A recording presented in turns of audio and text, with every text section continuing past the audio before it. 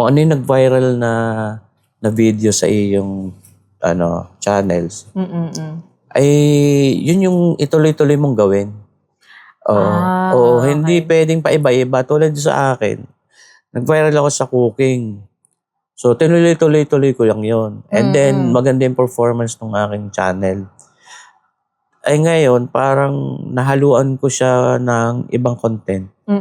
Kasi ang iniisip ko, baka naman nauumay na yung mga Sa viewers ko ganong dun sa yung usual kong ina-upload na puro luto. Ay mali pala ako dun.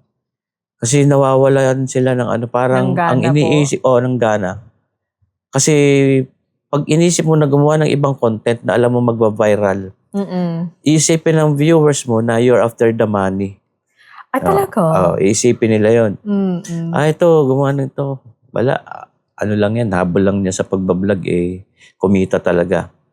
Yun, ganun. Yun ang isa sa naging challenge sa akin before. Kaya, nung na-realize ko na nagkameron ng damages doon sa akin channel, yung pag-upload ko ng ibang mga videos, though sila nag-viral din na ganyan, nag-earn din ako ng ganyan.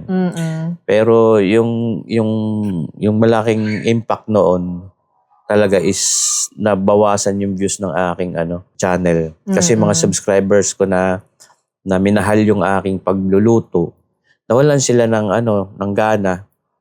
Yun siguro, yung sabi, si Sir Boyet naman Yung pala yung Kaya ngayon, talagang ako puro cooking videos lang ang ina-upload ko sa YouTube channel ko. Walang ibang videos.